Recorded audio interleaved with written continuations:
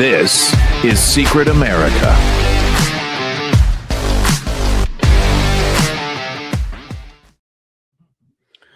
Welcome, everybody. I am Jack Danger, along with Jay Gatling on this Christmas Eve episode. Jay, how you doing today, man? I am doing great, Jack. It is Christmas week. We have just had yesterday the shortest day of the year, so everybody rejoice. The days start getting longer right now. Did you see that, everybody? The facts he knows are just endless. They're useless, but they're also endless. I have a lot of useless talents, Jack.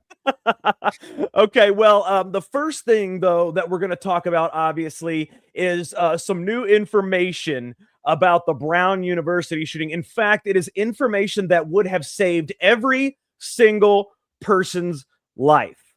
And it's really sad, actually, because had this been acted upon, it would have saved, like I said, it would have saved everybody's life. And it is what happened was apparently there's a custodian that works for Brown University. Okay. And he saw the Brown University shooter on 12 different occasions, saw him picking in classrooms, acting strange. He reported it to campus security 3 times. 3 different times. And they told him they don't do those kinds of things. They don't investigate these kinds of things. That is what they told the custodian at Brown University. I want you all to take a listen to this. He says he's still in shock, dealing with the fact that he saw the shooting suspect more than a dozen times. He describes how he saw the suspect in the Barris and Holly building, looking in and out of classrooms and going into the bathroom.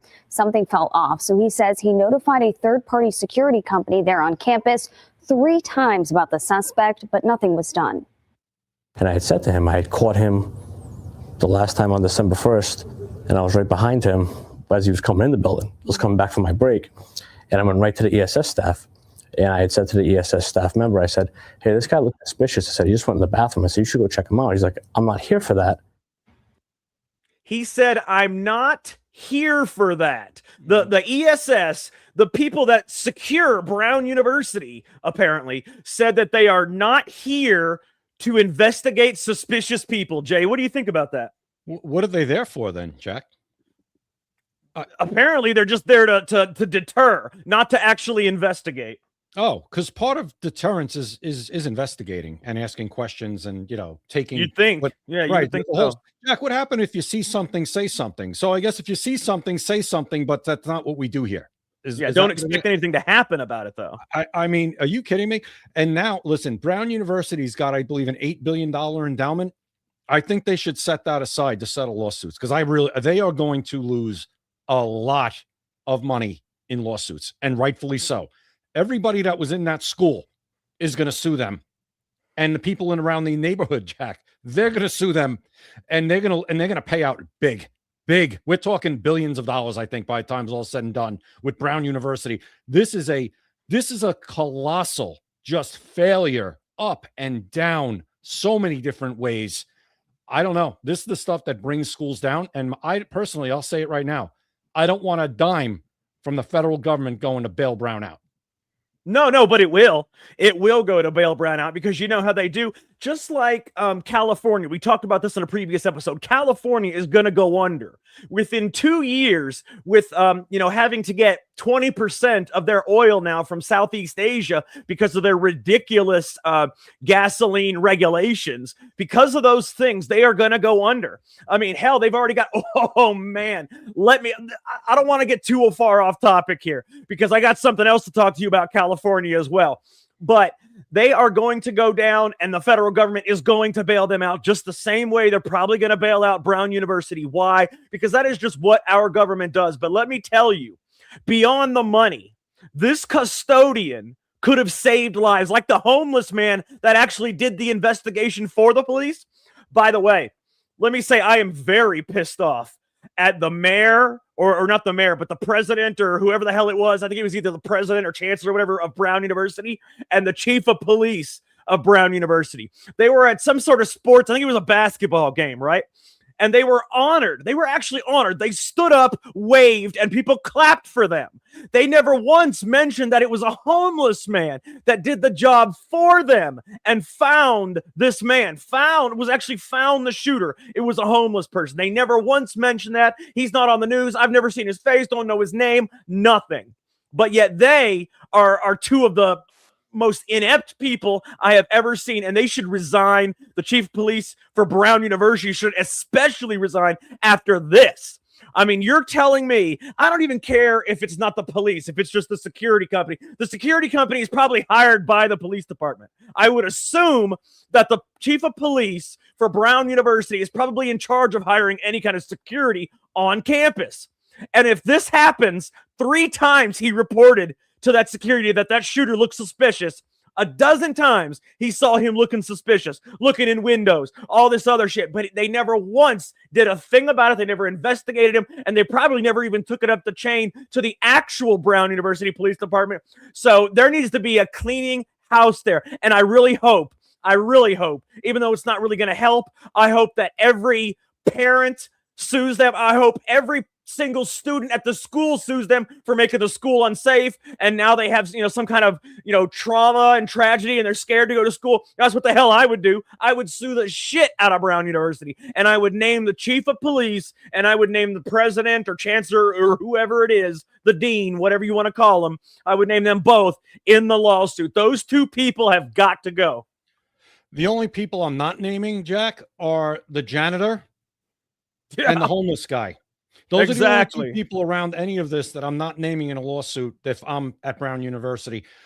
The fact that the chief of police of Brown University, and I mentioned this on our last show, he was fired from his previous job because he couldn't come up with the certifications needed to keep his job. So let's hire him at Brown University. Jack, I wonder why he got hired. Well, we know why he got hired. He checked off certain boxes. And no, that's not being racist when I say that. That's just a fact. That's the truth. And we're sick. He was the right color at the right time. We are tired of it. DEI equals die. It literally equals die. Okay. By the way, change the I and the E around. That's it. Mention real quick what JD Vance said to the world at America Fest. He basically said in a nutshell, you don't have to apologize for being white anymore. Those were his exact words. You no longer have to apologize for being white in America. And you shouldn't have to. You shouldn't have to apologize for being anything. But let me tell you though, Jay, I'm tired of it. Why that's important is because Donald Trump has never once said that. Never once. JD Vance said that. He will be the 2028 president for those words alone. But let me tell you, Donald Trump hasn't said it. And I'm kind of just wondering what the hell's going on. Maybe he never thought of it. I don't know, Jack, but maybe because he didn't have to say it. He got elected twice anyway. Well, he got elected 3 times. But JD Vance, I think, is a very smart politician, Jack. Very smart as a whip. And he sees the writing on the wall. He sees this as he knows the country is ripe for this. It's ready for it now, where we've had enough, where we're sick and tired of, being ashamed because we were born a certain way. We're tired of it. Okay. The pendulum has swung so far that at this point, like he said, you have to be scared to be white. You're somehow lesser than because you're white. Well, that shouldn't apply to anybody. And he went on to say the same thing. You shouldn't be scared to be a gender, a man or a woman. You shouldn't be scared to be any nationality or any ethnicity or any religion whatsoever, other than Islam, as far as I'm concerned, right? And you're concerned too. That one we don't accept. Well, I don't consider that a religion, but that's a movement. That's a ideology. Ideology. But at the same time, I'm glad he said it. And you know what? It's the truth. And we are not going to be afraid to say the truth anymore. And I don't get, Jack, we get roasted in a lot of comments by people that don't agree with us. You know what we do? We laugh at it. Especially on the left. We're on TikTok at Secret America TV. We're actually at Secret America TV on TikTok, Instagram. What were the other ones? TikTok, Instagram, some other ones that I don't even remember. Rumble, everything. Yeah, all of it's all at Secret America TV, even on X and YouTube. But TikTok is hilarious because we put up these videos and they get tons of views. Believe it or not, we just started doing this on TikTok, so we don't have a ton of followers there yet, but somehow we still get tons of views, and it's all leftist because, TikTok is all leftist. So some of the comments, though, are absolutely hilarious. You know what? Talk for a second. I'm going to look on TikTok. I want to tell people because these comments are hilarious, man. I read them and just laugh because they're funny as shit. I got to admit, some of them are right on point, man. Listen, Jack, if you come up with a good zinger, I'm all for it. Good for you. I'll take it. You got that right. That's the difference between us and the other side. See, we don't cry over this stuff. If you say something funny or if it's clever, I'll be like, hey, I don't agree with it. I don't think that about myself, but hey, that was pretty funny, actually. I mean, that's the problem with the Democrats and the left and why these things like with the sombrero went so far, because it was, oh my God, I can't believe it. You know what happens? Let's just play it up even further to drive them even more crazy. If they just would have, if Hakeem Jeffries, like for instance, had just come out and said, all right, that's pretty funny, actually. I don't agree with it, but it's actually pretty funny. It would have went away in a couple of days, but instead it lasted weeks. Man, I wish I could find, some of the shit was just too funny. I mean, I can't find him at the moment. I'm going to do it for next episode. I'm going to have some of our best comments. We're going to do like an SNL skit. Okay. We're going to read some of the comments where people make fun of us. We're going to read them for everybody, to hear, kind of like an SNL skit like they did back in the day. And Obama did the most infamous one where he absolutely, he thought it was funny. And then he absolutely ate crow. It was wonderful because, so he read this comment on SNL where he said, I think he read it and he said, Barack Obama is the worst president in American history, at real Donald Trump. And then Obama looks at the camera and he says, well, at real Donald Trump, at least I will go down as a president. And he dropped the phone and everybody thought it was just so great. And then he ate crow and he ate crow. He's been eating crow ever since. And it's been wonderful, Jay. Wonderful. And we're going to do the same thing. Thursday, we're having a Christmas episode Thursday at 9:00, not the normal 7:00, at 9:00 because Jay's got things to do. I guess he has family or something. Hey, kill me for being away at my family on Christmas. Kill me for being at my family's on Christmas. Who spends time with family on Christmas, Jay? Come on now. So Christmas night, 9:00 is when our show is going to be. And let me tell you, we are going to do the SNL roast thing where we read funny tweets about ourselves, funny shit. So if you've got some comments, making fun of us, we're going to be happy to read them. I'm going to find the funniest ones, Jay. We found a funny one today on X that was absolutely hilarious, but we'll talk about that on Thursday. We ain't going to do it now, though. Yeah, they got me on that one, Jack. I tell you. I was thinking of changing my name permanently. I really was, but I'm going to leave it as is. The stuff they say, man. So, I mean, most of them are just dumb and, pointless, but some of them, man, are right on. I mean, they are good. Some of them are good, I must say. I'll give it to them. Anyways. Yeah. I'll give it to him. But you want to get back to Brown for a second. Yeah. The president, she's the female, right? Mm-hmm. She was clueless from day one on that thing where, I don't know what they were doing in that class. Then she didn't know how many people were in the class, and it went on and on. She didn't know the websites were wiped, nothing. So these people, like we say all the time, they should be gone already. They should already be gone. But because there's a D next to the name, they stay. And this is no accountability. And that's part of the other thing that we are trying to hammer home. You have to be held accountable. Judges have to be held accountable when they let people out and these people commit felonies and assault people and rape them and beat them and murder them. There's no accountability, even though it's on paper. You're an educated person. You're a judge. You didn't get there because you're stupid. No, you're just an ideologue. So you're letting your ideology rule your judgment. And that's the last thing we need. And we need accountability around the board. And Brown is just the latest example of no accountability leading to disaster. Well, let me tell you one thing that people we actually knew about this first, but we need to start from now on. When we find out critical information first, we're not going to wait until the show to bring it up if it's something that needs to be talked about right away, because believe it or not, we were one of the first one of the first shows to learn that Barack Obama was actually following the Brown shooter on X. The Brown shooter on X had 92 followers. One of them was Barack Hussein Obama, the actual Barack Hussein Obama account that has like 100 some odd million followers. It was actually Barack Obama following the Brown University shooter when there was only 91 other people in the world that followed the Brown University shooter. And we found that out pretty much before anybody else, but we were going to wait till the show to bring it up. But from now on, we are going to start bringing you critical information immediately.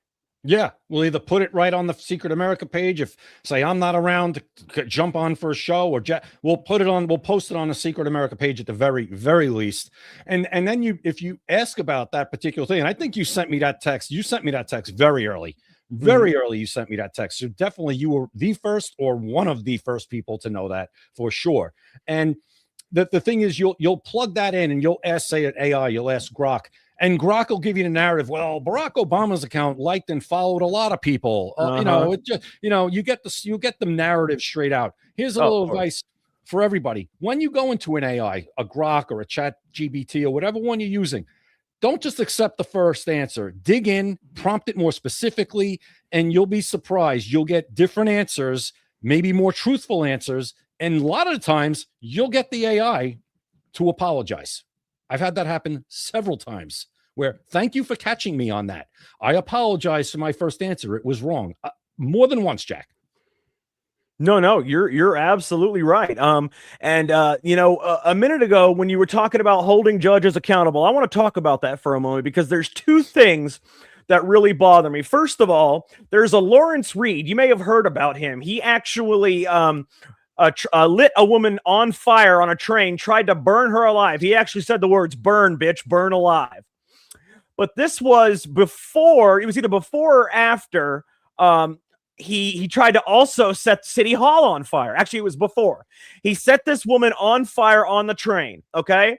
Then Judge Molina Gonzalez denied the prosecutor's petition to detain him, okay? Actually, I take that back. He set City Hall on fire, tried to set City Hall on fire, and then Judge Molina Gonzalez denied the prosecutor's petition to detain him. She released the violent criminal into the public after prosecutors tried to they said, look, you need to keep him behind bars. She said, no, I'm going to release him. That is when he lit Bethany McGee on fire and yelled, "Burn, bitch, burn alive." He was arrested 72 times before he lit Bethany McGee on fire, 71 times before the judge released him after an assault to let him burn her alive, basically. Incredible. And what happens? What happens? Nothing happens to the judge. Nothing. And that's what I've been screaming about this, Jack. I was in law enforcement, as you know, people that are listening for the first time. I was 25 and a half years in New York City. Okay. NYPD, Port Authority Police, 25 and a half years. I made split-second decisions all the time that, guess what? If they went sideways, I would be held accountable for. I could face civil and criminal prosecution, okay, for split-second decisions. We see it happen all the time. These judges and prosecutors have months sometimes to make these decisions. And that's what the best you can do is to let somebody that's been arrested 72 times back on the streets. I don't want to hear the excuse, I had nowhere else to send them. No, you find a place to send them. You find a place to send them. You do something. You put something together. You're a judge. You're very powerful. You figure it out, because at some point, judges, prosecutors, mayors, governors have to start paying with their freedom, Jack, when they make horrible policy decisions or horrible decisions that cost lives or cost damage or cost whatever to the people that they're supposed to be protecting. Well, there's even a worse, more egregious example. Now, don't get me wrong. That guy setting someone on fire and telling them to burn alive is absolutely ridiculous. But there was a 75-year-old woman named Jeanette Markin that was standing outside the King County Courthouse right in front of the justice system when a man named Fail Vigalipa P, whatever the hell his name is, used a wooden plank with a metal screw jammed into it in the end. He didn't know her, didn't even know who she was. He just knew that he was black and she was white. He walked up on her, hit her with the stick. The screw went into her eye, blinding her. Now get this. They knew who he was. The cops arrested him a block away. Everyone knew exactly who he was. Court records show multiple assaults, including stabbing someone 8 times. When they did the video, from the police body cam, I believe it is, you can actually see where someone says that, yeah, he just usually punches people. He doesn't usually do this. He just usually punches random people. Like, that's okay. It's okay. He just usually punches random people. That's what he does. But now he escalated, and a grandmother is permanently blind in her right eye. Lucky to be alive. So what I'm going to do is I'm going to show everybody this video real quick, because I mean, this is the video of where you can see what happens, and you can actually see, I mean, this is absolutely disgusting. And yeah, Deborah, that's exactly what we're talking about right here. Jeanette, Mark, and it is horrible. I'm going to put this up right here. It shows what happened, and it also shows the body cam footage where you can clearly see that it's just sickening. Just listen to it, all right? Just take a listen. It's just before noon on December 5th outside the King County Courthouse in Seattle. That's 75-year-old Jeanette Markin standing on the corner, and police say this is Fali Peya walking up with a stick in his hand when out of nowhere he attacks her. Jeanette is knocked to the ground. Bystanders take a picture of the suspect, then rush to help Jeanette. The full scope of what happened wasn't clear yet. Police arrested Peya a block away and found the weapon, this wooden board with a screw through the end of it. Police say that screw went through Jeanette's eye.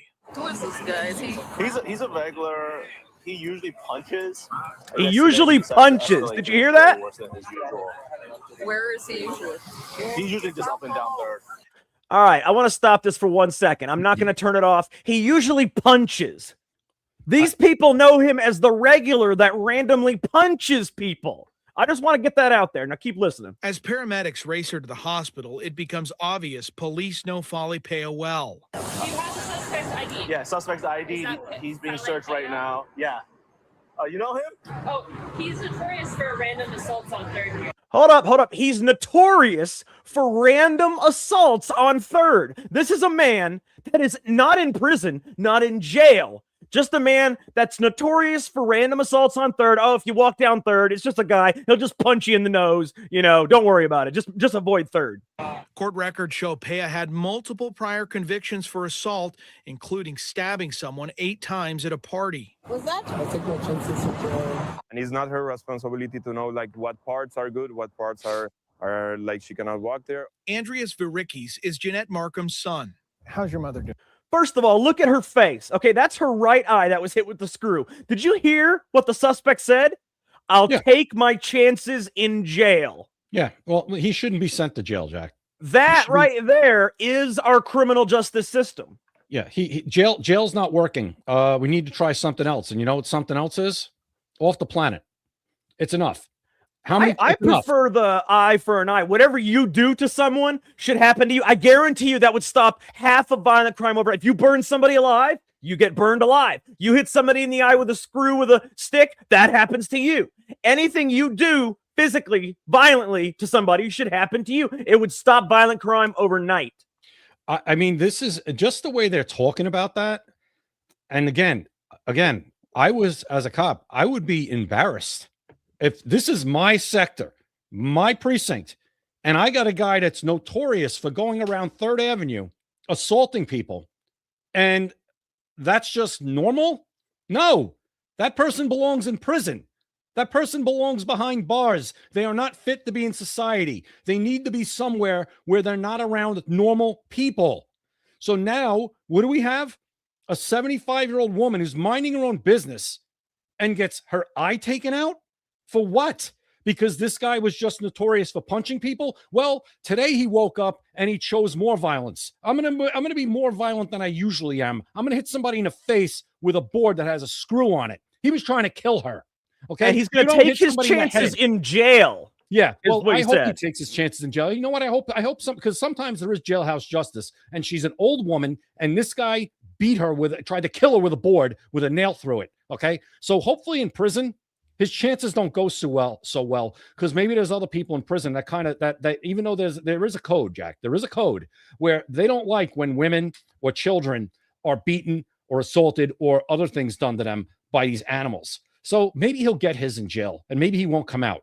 But this is attempted murder, and any charge less than that is a joke. You hit somebody in the head with a board that has screws through it, you're trying to kill them. Did you see how big that screw was? Where's the hate crime? Where's the hate crime charge? Because if the roles were reversed, and this goes back to what J.D. Vance was talking about, and this goes back to how we're sick and tired of it. If the roles were reversed, this is an automatic hate crime, period. Jay, I'm glad you brought that up. I actually have an example of such a thing where it's a hate crime for a white person to detain somebody, and I want you to see this. So, apparently, there was a person who was in a car accident. They were just sitting there, and a car rammed them. A car full of Hispanics, which may have been illegals, if you want the truth. They may have been illegals. I'm not 100% sure on that. But I will say that the car rammed them. This person detained those people because they were trying to get away. They were trying to turn it into a hit and run. Okay? So what happened was, and I'm going to tell you real quick, what happened was a white North Carolina man, Austin Herber, has been charged with multiple hate crimes and kidnapping after 3 Hispanic men smashed their car into his truck, and he detained them as they tried to run away. Witnesses say Austin grabbed the men by the shoulders and forced them to lay on the ground until police arrived. Austin is charged with 2 counts of, get this, ethnic intimidation and 4 counts of assault. Police are refusing to provide any information on the hate crime charges, and witnesses to the crash are refuting the police's version of the story. So I'm going to play this for you. I want everybody to listen to this because this is just as bad as pretty much anything else you'll see. I mean, the things that are going on in America today is horrible. I mean, oh God. Anyways, take a listen to this. Police responded to this crash by the intersection of MacTodd Road and West Gannon Avenue early Sunday morning. You can see the black car is driving on the grass, loses control, and slams into the white truck. Emma Lawson says she was sitting in the passenger seat in that truck. She and her friends were leaving the bar, Smash Masters. I woke up and there was blood all over my legs and all over my face. And after that, I don't really know what happened other than hearing that the guys were trying to flee. Police say there were 3 men in that black car, and the driver left the scene before they arrived. Take a look at how the driver is running away from the scene. That is what the driver of the black car, the car that smashed into the truck. Austin Herber, the driver of the white truck that was hit, is facing several charges, including assault, kidnapping, ethnic intimidation, and the intention to terrorize others with a gun. The owner of Smash Masters, Jessica Thompson, believes these accusations couldn't be further from the truth. When we pulled up, there was a girl on the ground, and Austin was out of the car, instructing the 2 individuals that were there from the other vehicle to stay on the ground and not to leave. He did ask where they came from and who they were. Warren say Herber struck the men who were in the black car multiple times in the head, verbally threatened and assaulted them with a handgun, quote, because of their race, color, nationality, or country of origin. Thompson is asking for clarity from the police department because she and several other witnesses say they disagree. We never saw a gun. I never saw him hit them with a gun. The only thing I saw him do was come up to them and take them by the shoulder and tell them to get back on the ground. Now, I want you to hear this for a second. Okay, so she said that all that guy did was told them that they need to stay there, grab them by the shoulder, tell them to stay on the ground. Really, what he was doing was detaining people that were in the commission of a crime, which is not illegal. It's a citizen's arrest. But also, to me, now I don't have all the facts, but I'm just going to tell you what it looks like from the report and from what I saw. It looks like the police are lying.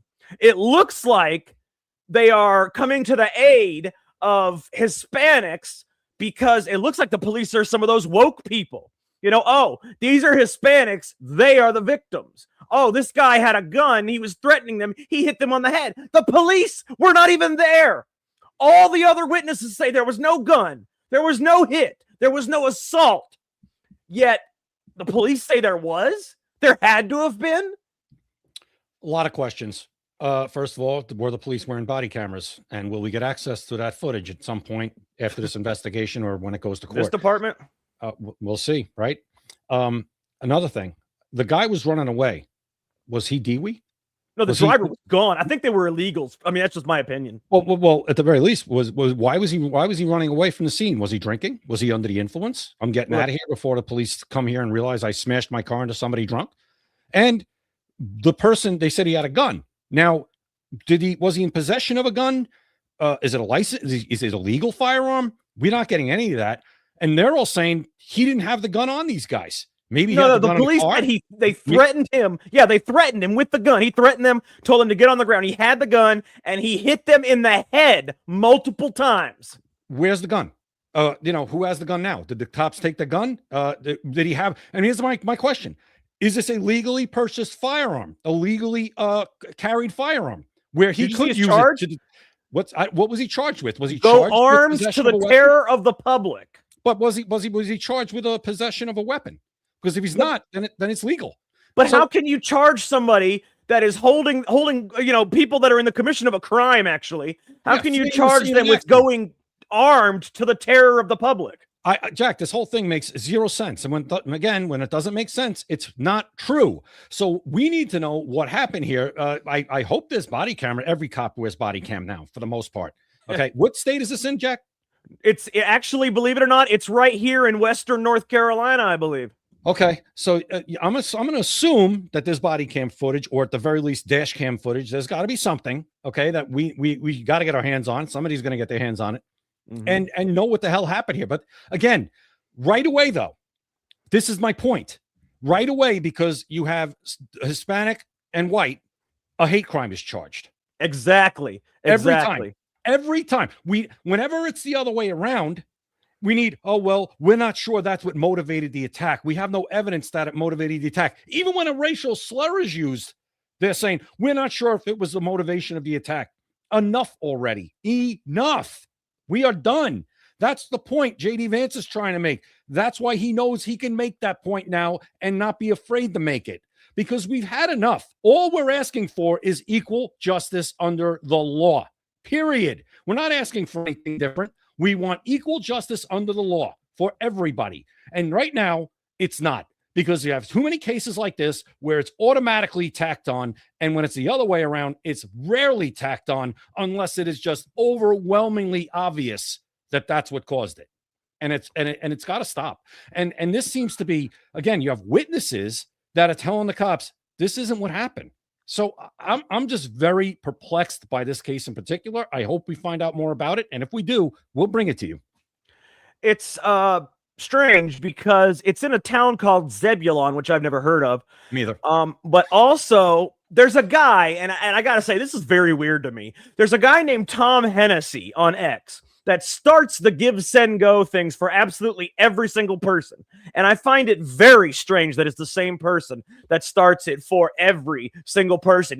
For the lady that was accosted in Target, Janine or whatever, for Janine Markin, for Christy, the Cinnabon worker. He starts these fundraisers for every single person, and I find that strange. I want to talk to him about that. He's on X. I'm going to try to get him on one of these shows, because I want to ask him, why in the world he is the one that is starting them for every single person. But anyways, he did start a fundraiser for Austin Herber, the white man that was charged in this crime. It's givesendgo.com/support Austin. So, I find it weird that he starts one for every single person, but I think you should support Austin if you can in this, at least until we find out everything that's going on. Well, there was another thing that just came up that I saw, Jack, and I asked, that was the comment that I got roasted on, of the one we're talking about. It was for that bus driver.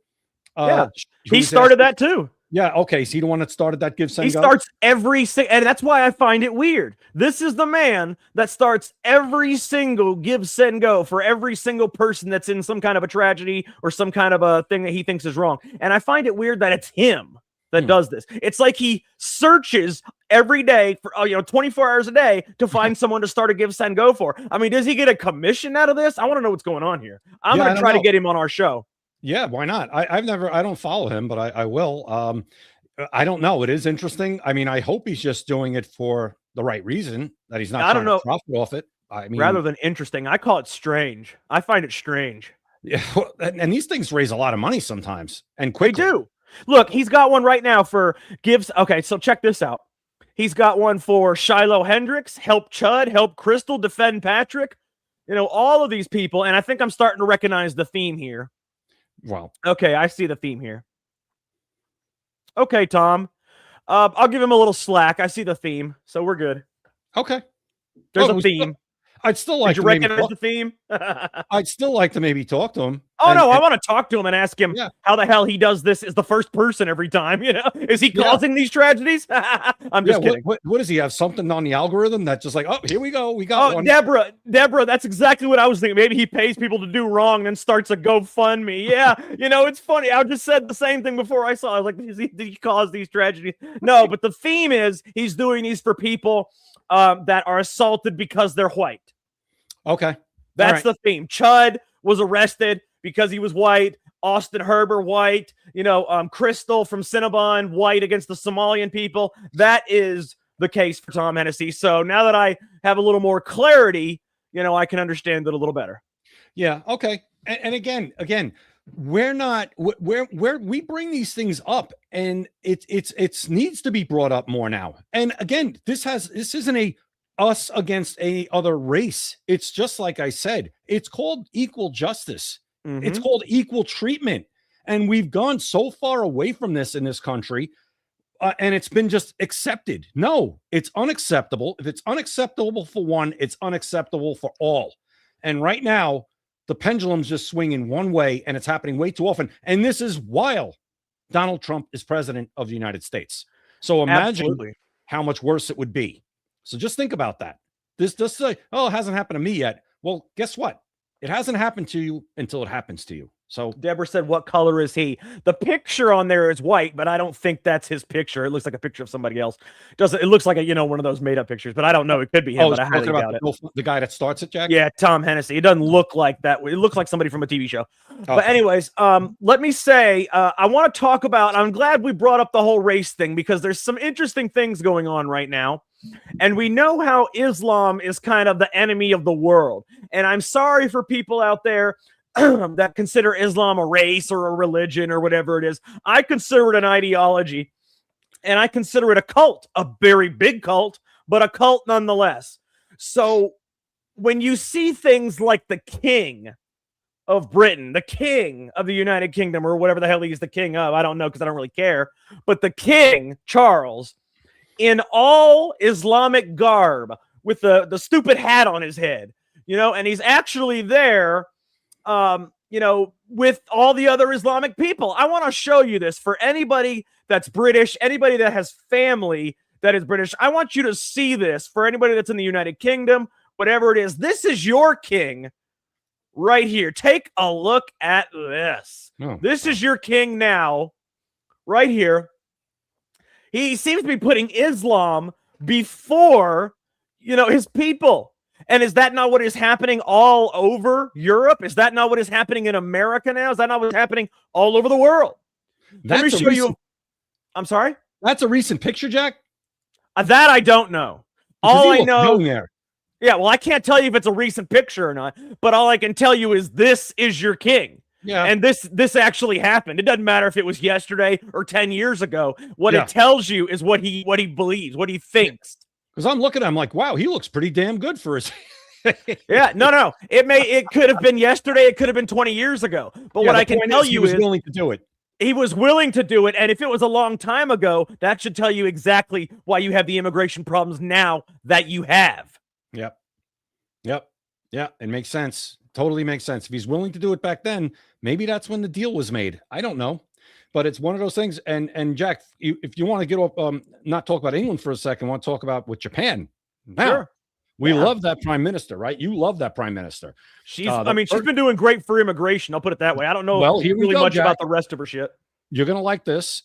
She's the first female prime minister in the history of Japan. So ready? Here we go. The Japanese government is preparing to revise its immigration rules to make it more difficult for foreigners to obtain citizenship, including doubling the required period of residency in Japan and adding a requirement for Japanese language proficiency.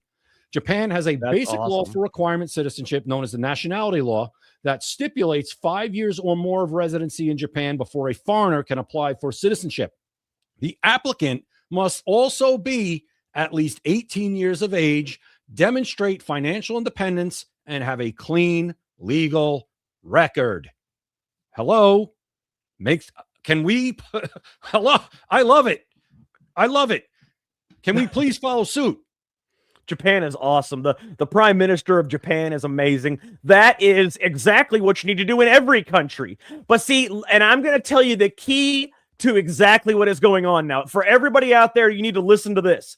The reason they are flooding every country with all these cultures is because multiculturalism will make it to where there is no culture in your country. And what does the global cabal want more than anything? They want globalism. You cannot have globalism if you have nationalism. And nationalism is a culture for your particular nation. If they flood every nation with all this multiculturalism, there are no more borders. There are no more nations. There are no more cultures. It is one globe then.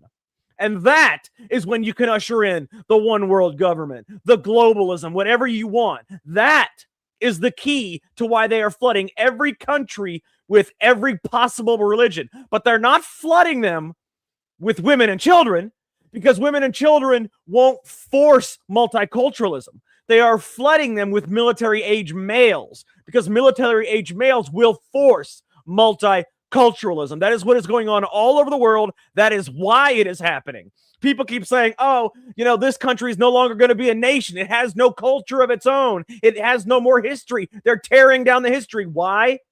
They don't want borders. They don't want nations. They want one government, one world, one globe. That is the goal of the global cabal. 100%. When they say global, they mean no borders. They mean you should just be able to literally drive your car, if you're in North America, to Canada, through the United States, down to Mexico, go into Central America. That's literally what they mean. And you know what? No one from here is driving to Mexico and going down the... No. It's the other way that they're going to be driving.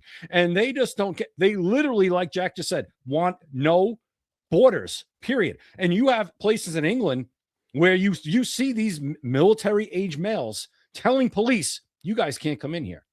This is our neighborhood. It's literally they are making their own towns where say, we're not allowing your law and order to come into where we are. We run it. Get out. And this is accepted. How is it? That is an immediate cause for the military of whatever country that is to go into that area and take it over. Because I don't know if that's not an insurrection. I don't know what is, Jack. I mean, I guess January 6th is the insurrection. Is that what I'm going to hear? Yeah. Okay. Right. No, that is an insurrection. And if you think we already had experiments with that in our country when you had Chaz up in Seattle, where you had these zones where they weren't allowing the police in. They were running their own cities, self-run, no law and order. What they say goes. If you don't think that's coming to the United States, if we're not careful, you're missing it, because that's the goal. You're 100% right. Hunger Games. Oh, absolutely. And I want to pull a short little video out right here because I like showing things visual. If I show you visuals, you're more likely to listen. You're more likely to hear it. It's more likely to stick into your head.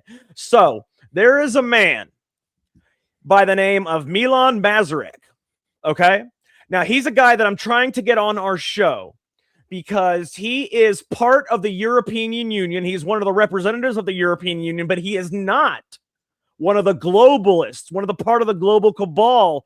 That actually really the only person in the European Union that's part of the global cabal is the head of the European Union. They don't let just anybody in that thing. But anyways, it is part of the European Union, though. He is not part of that mass migration, the strict gun laws thing. He's not part of the transgender, the mental illness that they're spreading. I'm going to play this short video for you, and I'm trying to get him on the show. We're going to see if we can get that done. But for now, I just want you to take a listen to this because it is absolutely incredible. This is a speech he gave, and it's only a minute and a half. This is a speech he gave in front of the European Union. You can see the European Union flag right there in the back. Take a listen. Vy ste sa už museli načisto zblázniť, veď podľa tohto zákona môže ísť spokojne 2-metrový veľký chlap na ženské toalety alebo do ženských šatní, lebo veď čo ak sa cíti ako žena a my predsa nemôžeme diskriminovať jeho rodovú identitu. Vaša antidiskriminačná legislatíva v skutočnosti chráni bláznov a nebezpečných deviantov a diskriminuje normálnych slušných ľudí, ktorí sa chcú počas bežného dňa cítiť bezpečne. V skutočnosti sú v Európe diskriminovaní pôvodní obyvatelia, ktorí sa aj v týchto časoch boja navštívovať vianočné trhy, alebo ako v Paríži museli zrušiť oslavu Nového roka, pretože ste Európu zaplnili nebezpečnými kriminálnikmi, vrahmi a násilníkmi. Diskriminované sú naše ženy a naše céry, ktoré sa boja večer vychádzať z domu, pretože ľudia na nich číhajú na každom rohu. Tí istí ľudia, ktorým otvárate dvere a protestujete tu všetkými možnými spôsobmi, keď chceme zamedziť ich ďalšiemu príchodu do Európy. Kým celý svet inovuje, kým veľmoci budujú infraštruktúru, kým tieto národy investujú do svojej mládeže, my tu v Európskom parlamente diskutujeme o tom, či môžu chlapi chodiť na ženské toalety. So for those that listened, for those that are listening in the audio section, let me tell you exactly what he just said. He basically said, well, other great nations are investing in their youth, where they're building up their national powers. We in the European Parliament are debating whether men can use women's toilets.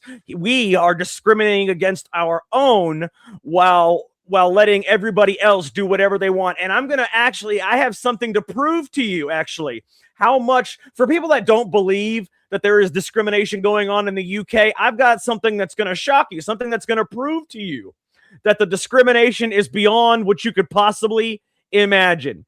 So I have this quick thing I want to show you. And what it is it's where it's a thing in Europe where these people, these police, are stopping every single person. They are searching every single person, except this man decides to go in all Islamic garb from head to toe. Okay? He's a British man. He's dressed in a full burqa. He walks past police officers to prove his claims of a loophole in facial recognition and stop and search enforcement.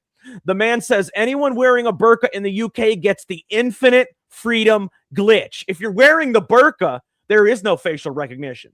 If you're wearing the burqa, there is no stop and search enforcement. So I am going to show you this real quick. Everybody else is being stopped. Everybody else is being searched, except for him in his full garb. Check this out.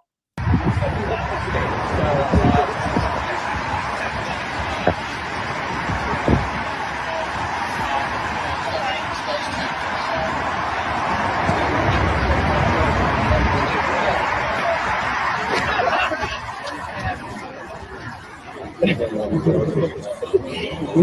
you look at it.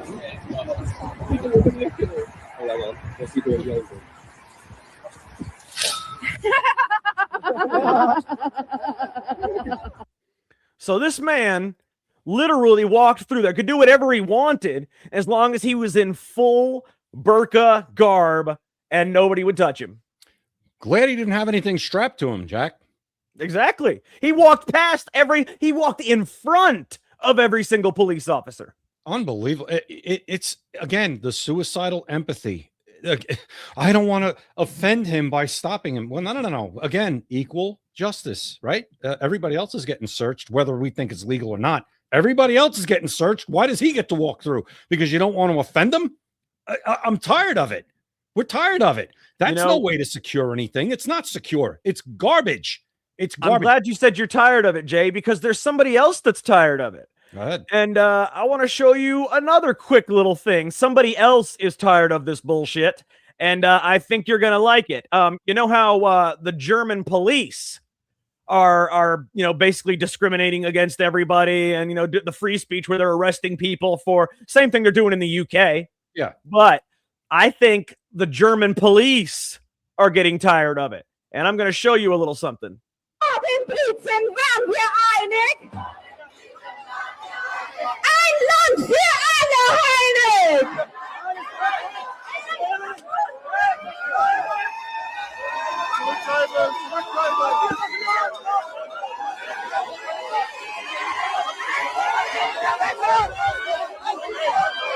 Fuck yeah. Sorry about that, guy. But I just wanted to show a quick video. Wait, he was just happy. I want to hear that guy. No, he cusses a lot. We don't want to hear. But it was great what happened, and he was just excited about it. Okay. Yeah. Well, listen, I don't know the full context of that video. Like we don't know, but it looks like, yeah, they're at least doing something about something. Whether these people apparently were doing something wrong. And the good news is, Jack, they weren't afraid to stop them from doing whatever they were doing. Right there of what they is were the wearing. key point. We don't need the context of the video. What we need is to show that they're actually doing something with those particular people. Bingo. 100% correct. 100% correct. Where they didn't do anything to the guy who's walking by fully covered because they're afraid to touch him. They're afraid to question him because if they, God forbid, I don't want to offend anybody. I don't want to get in trouble. And that also falls on the government. Okay. Falls on the government. And getting back to Europe, and I wanted to bring up this point real quick. Europe is already a borderless society. It already is this European Union where you can go anywhere you want, right? Across borders and this and that. And how's that working out? Working out well, isn't it?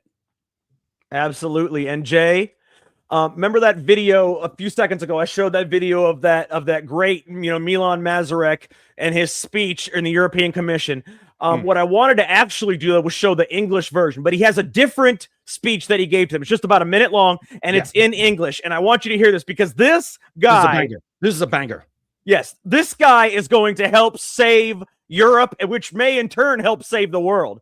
So we are going to listen to this real quick, and it is in English, and I promise you, you will enjoy it because it is exactly what Europe needs to hear. It is exactly what the European Commission needs to hear. Take a listen.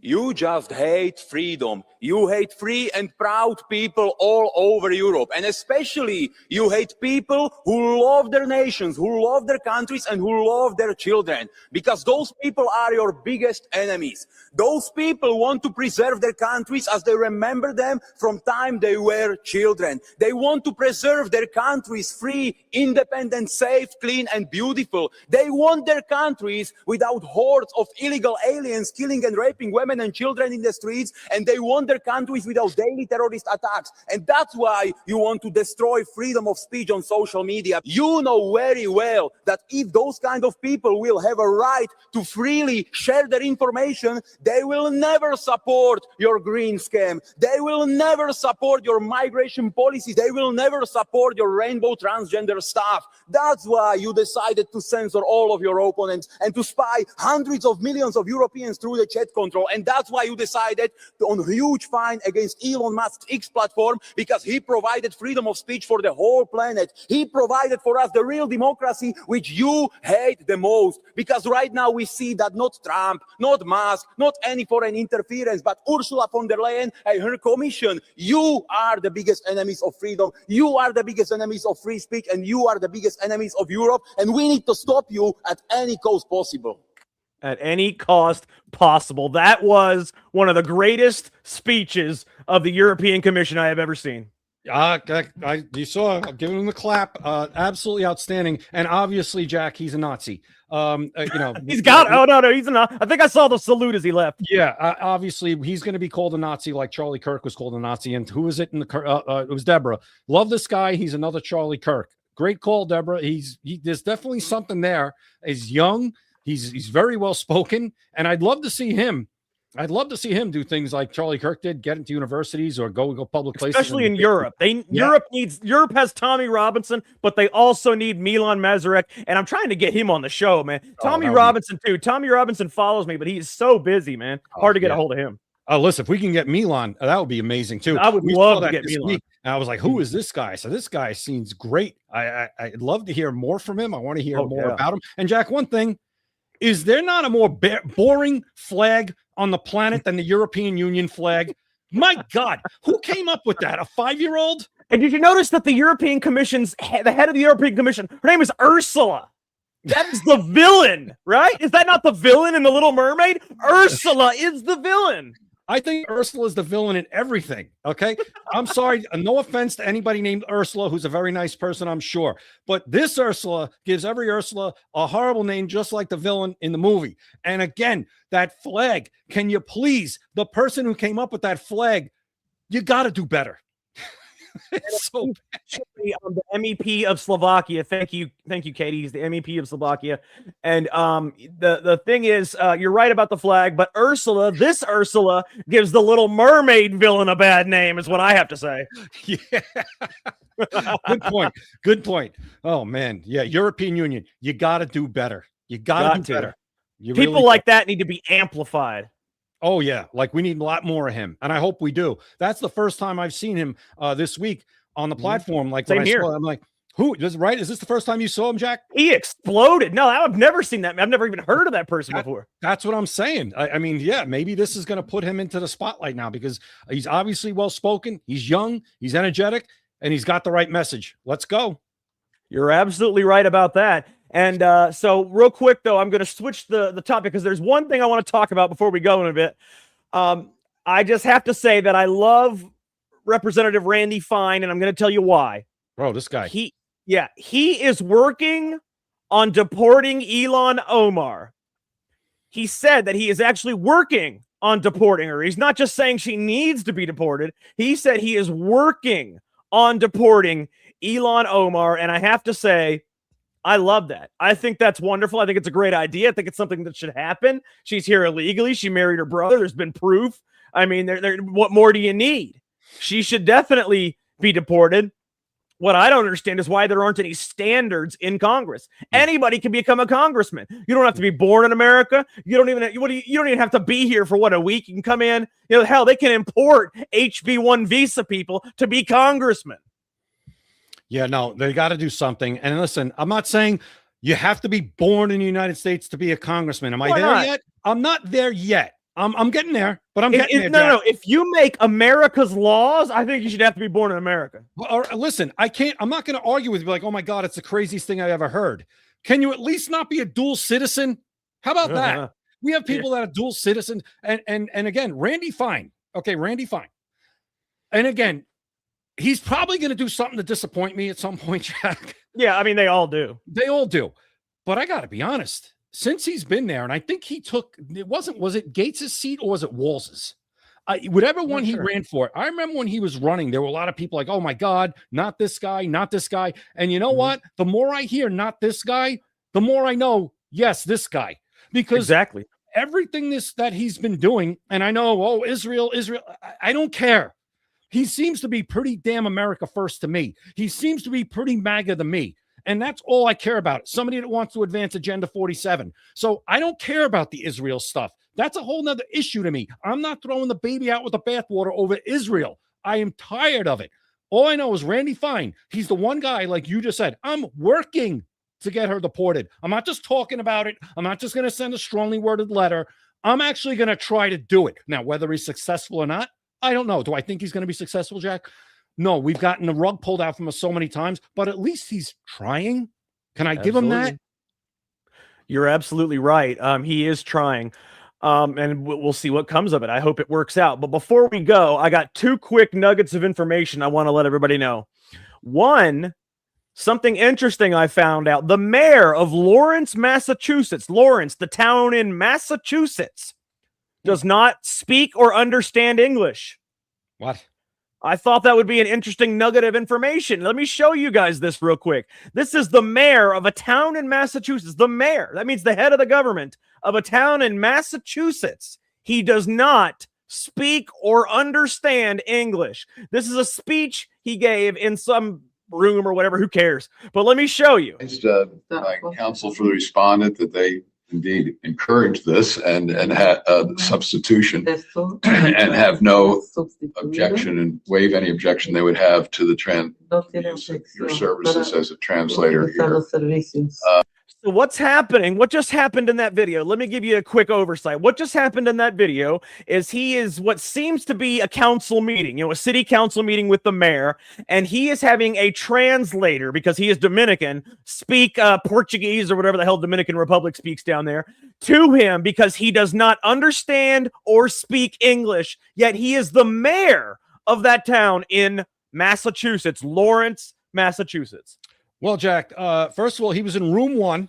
That's the room he was in, room 1. I saw that in the video. And so basically, you said the town doesn't understand English. It's like the whole store's got the flu. in My Cousin Vinny. The town doesn't understand English. What is going on? Who voted for him? What's going on in that town, Jack? Lawrence what, of Arabia? You know what that that was from Full Metal Jacket, right? No, But no, what I know. the hell is going on in Lawrence, Massachusetts? I know people, I have friends of mine, Jack, they call Massachusetts Mascanistan. They call it there's other names for it too. I forget. But let me tell you, Massachusetts is, and Jack, this is what, isn't Massachusetts one of the original 13, Jack? Oh yeah. Boston is where everything started. Right. And I mean, what, oh my good Lord. Good Lord. I want to know what's going on in that town, Jack. Is it all Dominican? Like what? I have no idea, but you have a man that does not speak the official national language of the United States, is a mayor of a town in one of the original 13 colonies. So how did he raise his right hand when he took an oath to uphold the Constitution? Or do we just not had do an that interpreter, anymore? and it was probably a Spanish Bible, if you want the truth. And that's another thing. Why is anybody allowed to put their hand on anything other than the Bible when they swear themselves in the United States? If you don't want to do that, then don't take the office. I'm sorry, not sorry. If you don't want to put your hand on the Bible and you want to put it on some other book, go put it on the other book in some other place. Because in this country, we put our right hand on the Bible. And I'm not saying you got to be a Bible thumper or even believe what's in that Bible, but that's what we do here because we are founded on Judeo-Christian values. And if you don't like that, go be a politician someplace else. I completely agree.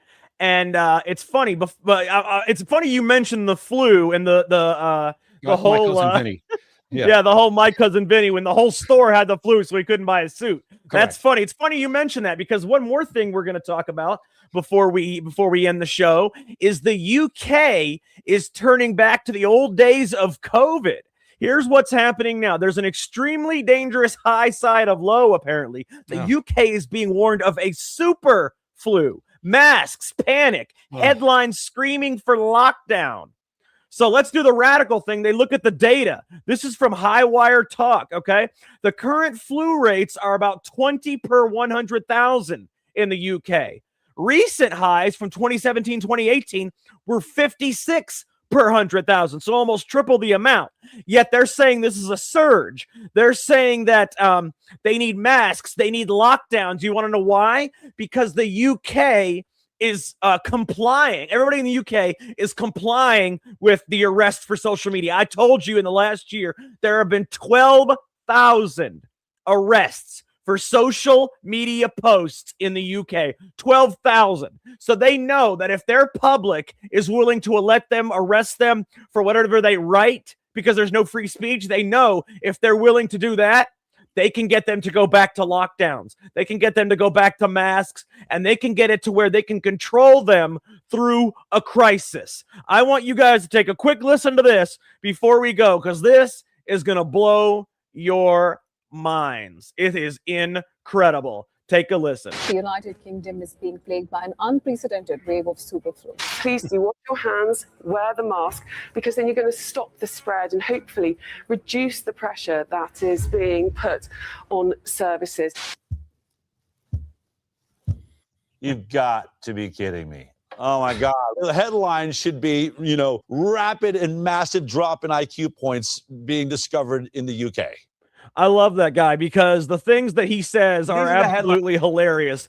But what happens here is they are talking about lockdowns again. They are talking about a super flu, even though the flu rates 5 years ago were 3 times as high. But they're doing it because they know that if they can get you to, if they can arrest everybody for social media posts, if they can arrest you for something you posted 20 years ago, if they can get you to go along with that, they can get you to go along with lockdowns. They can get you to go along with masks. They can probably get you to go along with concentration camps. Probably not happening here. Not again. That news report that you played might as well have been from 2021. The same script. Exactly the same script. Exactly. Right? And I'm still waiting, Jack. I'm still waiting for the winter of severe illness and death. Because I wasn't vaccinated. So I'm still waiting for that. Knock on wood, it hasn't happened yet, but I'm still waiting for that because my former, auto pen told me that that's what was going to happen to me and everybody else, right? We were all going to die. Yeah, everybody's going to die.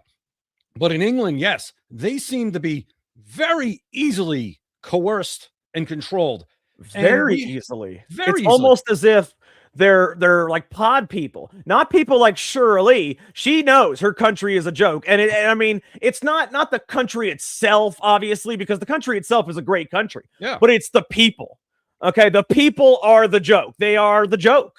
I mean, if you're willing to allow this now, I am not going to say this without any kind of reciprocity, because America will do the same thing. I guarantee you, if the media spread this everywhere, super flu, there would be lockdowns in America. I guarantee you that the left would start saying, oh, you know what? F your freedoms, like Arnold Schwarzenegger said to everybody. Oh, you know what? Screw your freedoms. All the celebrities. You know what? We hate you. They are going to shame you into lockdowns and masks like they did last time. Now, it may not be the whole country, but I can promise you at least half the country would get locked down. And Raina is absolutely correct. This is the problem. People are too easy to control. And you know how you control people? As a group. Individuals are smart and critical thinking. Groups of people are panicky and dumb.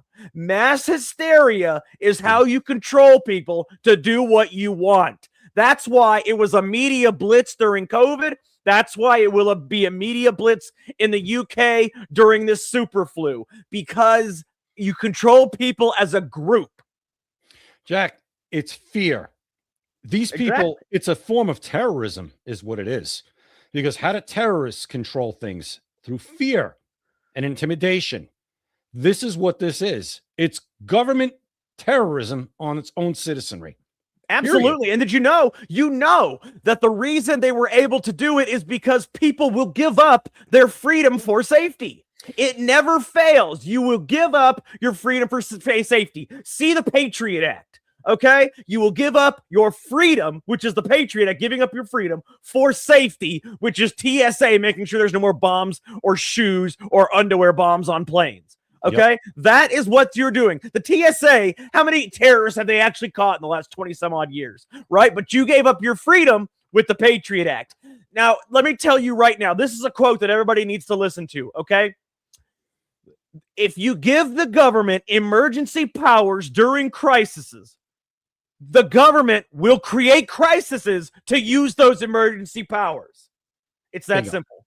That's that simple. That is that simple. The governments don't ever want to die. You see, governments want to stay. It's like it's an organism that just doesn't want to die. So there's no reduction in power, Jay. They're not going to reduce their power. They only want more. Exactly. So whatever they can do to give themselves more life, more power, they will do if you allow it. 100%. And this is another mind trick. It's another, Jedi mind trick they're trying to pull in England. And Jack says it all the time. What happens there comes here.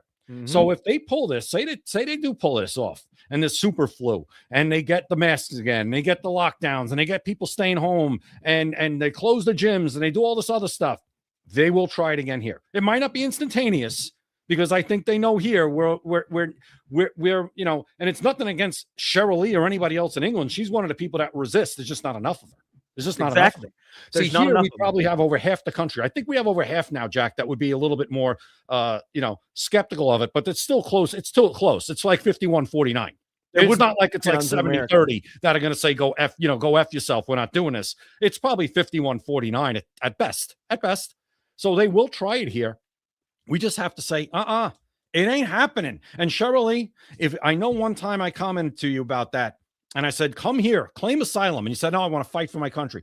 God bless you, and I hope you do it. But if it ever gets to a point where you feel like, you know what, I've tried everything I could, and I can't, come here and claim asylum. We'd love to have people like you come to the United States and be a citizen here. Believe me.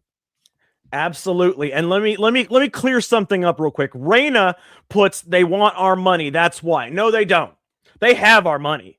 They have taxpayer money. They can create reasons to steal your money. They want your obedience. Okay, that's what it is about. Your obedience. The global cabal want a one world government, and you were warned about this in several religions, not just Christianity. Several religions talk about a whole one world government. This right here is what they want. That is the global cabal's goal, is the one world government. I told you that's why they have multiculturalism in all these nations. That's why they're causing the mass migration. They want it to where each nation is not a nation anymore. There's no more reason for borders because there's culture, all sorts of cultures. There's no more British culture. There's no more American culture. There's no more Mexican culture. No, they're all multiculturalism. So that way you don't need to be proud of your nation because it's the same as every other nation. So you don't even need a nation. You don't need the United States. You don't need the UK. You don't need Mexico. You don't need Venezuela. You don't need Canada. Why? Because they're all the same. They are all the same. They all got the same multicultural feel. That's what they want. Your eventual obedience because they want the one world government. They want the one world. They want ultimate control. Jay, what does power want more than anything? Control. More power. And more power. Power wants more power. Control, Right. absolutely. That's what they Control use their more power for. Yeah, there's never enough power.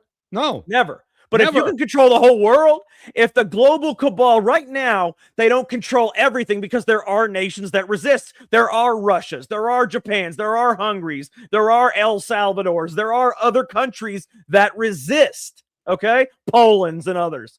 But eventually, if they get enough nations, these countries are going to have to fall in. They're going to have to fall in line. If they eventually get 3/4 of the world, and 3/4 of the world is willing to fight these countries to get them, eventually they will have to fall in line. So it doesn't matter if this country resists, that country resists, that country resists. If you have 130 countries in the world and 20 of them resist, but 110 of them have been taken over by multiculturalism, 110 of them are no longer nations. They are part of a one big group, which is called the global cabal. It would be easy for those 110 to take those 20. Those 20 aren't going to fight 110 nations. It's not going to happen. So that's why it's very easy to take over a people. They don't want your money. They have money. They want your obedience. And what's the big prize, Jack? Power is the big prize if you want the truth. Oh, no, I mean, what country is the big prize that they want? Oh, well, America is always the main country. It is the only remaining superpower in the world. Yep. And we have one person right now who's stopping it. One. And we know who that is. Yep. And that's another reason why, and I say it, they hate him. And I quote people, I credit people who give me these ideas. Insurrection Barbie. Trump is an economic nationalist. That's what he is. He's trying to preserve our country through economics. He's trying to preserve the United States as a sovereign nation through economics. He's putting economic pressure on everyone. He doesn't fight wars with bombs. When he has to, he will strike precision. He will do it. We've seen that.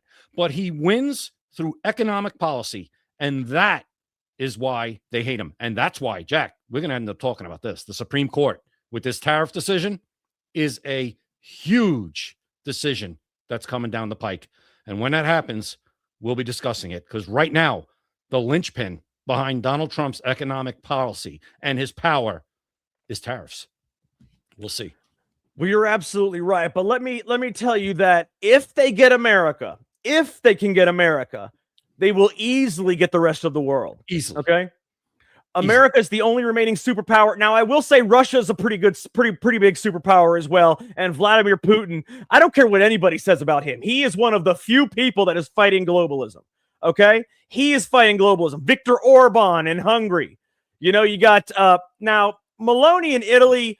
She says she's fighting it, but there's a little immigration problem there I'm not too thrilled with. So I don't know about her yet. She, the jury is out on Meloni and she's Giorgia definitely Meloni. better, Jack. She's definitely better than a lot of them in Europe. Of course. That's for sure. But I'm talking the Japan Prime Minister. God, Right. I love her.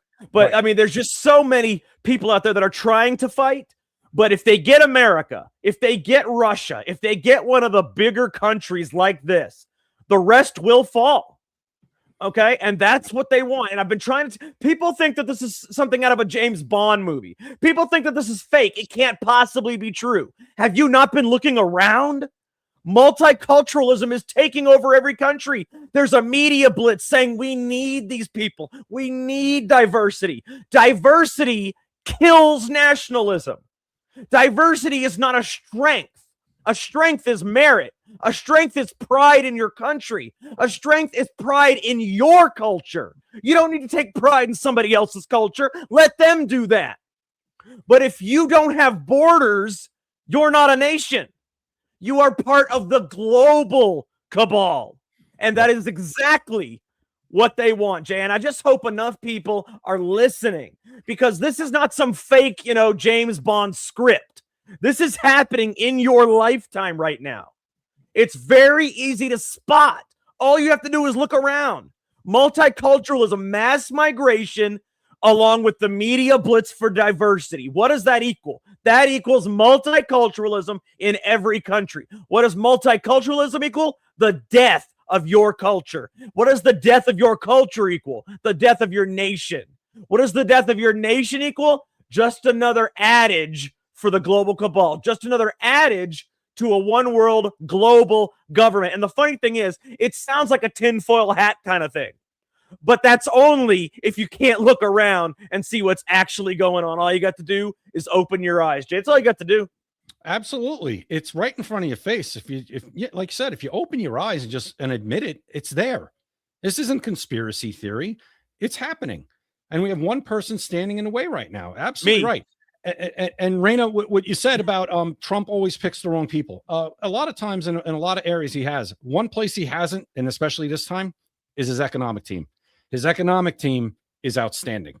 And I also think Marco Rubio, for whatever damn reason, Marco Rubio has been a very solid Secretary of State. And I'm surprised by him. He's one of those guys you kind of had to worry about as being a kind of the globalist kind of guy. Boy, he's been very surprising so far. So I think Marco's been a good pick. So I want to give credit where credit's due to Trump with the picks this time around. Jack, we could do it real quick before we go, because it's an interesting point that Raina brought up. Because a lot of times, with the DOJ, he's not been good on that. He's not, for whatever reason. But I think Bessent as Treasury, excellent. Marco Rubio, Secretary of State, excellent. I think as Homeland Security, I think Kristi Noem. Listen, I think she's been good. I can't complain about Kristi Noem. She's been not bad, yeah. I can't complain about her. She's been a lot better than we had last time. Even going in front of Congress. And you know what I think a lot of them have learned, Jack, this time? When the Democrats in Congress tell them they should resign, you know what they say? You telling me that I should resign tells me I'm doing a good job. You're absolutely right. I mean, here's your answer.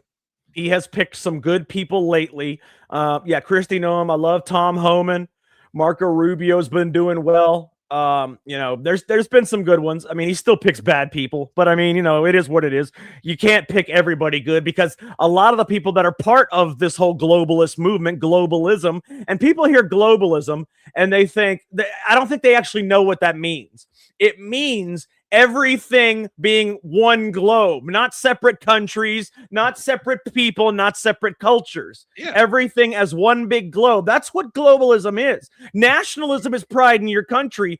Globalism is pride in every single thing being one world. And that's not what you want, because you will have no history. You will have no future. You will have no safety.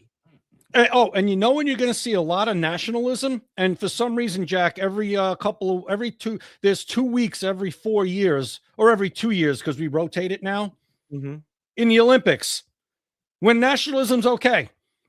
Everybody's allowed to cheer for their country, right? Oh yeah, pride in your country, this and that. And then after the 2 weeks, it's like, no, forget about that. That's not really what we want. We're just pretending we want it for 2 weeks so certain countries can feel good that they got a gold medal in the bobsled. I mean, come on. So, and when the World Cup comes, it's nationalism. Yay. And then all of a sudden, no, we want this, you said it's a borderless society, literally borderless. Not happening here. Not while we have the First Amendment, not while we have the Second Amendment. Take it someplace else. What I want people to picture, okay, for globalism, for the global cabal, what they want is, think of it as a giant hippie commune. Okay, it's a giant hippie commune, but the catch is you are the slave. Okay, you will do what they want you to do because there's nowhere for you to go. Say you're in what used to be America, right? And you want to leave for something better. You can't. There's nowhere to go. It's one world. You understand? And I think that's part of why Elon Musk wants to open up Mars. He won't say that. He wants to say it's for the future of civilization, but honestly, it kind of is. Because if globalism wins, if the global cabal wins, you have nowhere to go. Like right now, if you hate your country, if your country's going under, like a Venezuela, you can move to America. You can move to the UK. You can move to another country that you think might give you a little better chance of success. If there is globalism, if there is a global cabal, you got nowhere to go. It's all one thing. Yeah. All right, Jay. I think we've solved enough problems this week, man. I mean, we keep coming back to this theme, this global cabal, because it's that important, because it's literally it is the only thing that matters, because that is what they are doing right now. If we don't stop that, then we have nothing. There is no more America. There is no more Christmas. There is no more this or that. It's whatever they want, because they know you can no longer escape them. Think about this. You have an oppressive regime in your country. You can escape to another country. If you have an oppressive regime in your globe, there is nowhere to go. The moon. Exactly. Nowhere you can go. Yeah. All right. So just think about that. And I want to wish everybody a Merry Christmas. Deborah, Raina, Barbie, Shirley, Katie. I want to let you guys all know, Nate, that we are doing a Christmas episode, Christmas night, because our shows are done on Thursday also, but it's not going to be at 7 p.m. It's going to be at 9 p.m. Eastern time. I want to let you guys know that's going to be a fun Christmas episode. We're going to have like a little Christmas background and everything. We're going to be in a good, jolly mood. I might even have some alcoholic eggnog. We're going to have some fun, right, Jay? We'll have some fun, Jack, but please, not too much eggnog before the show.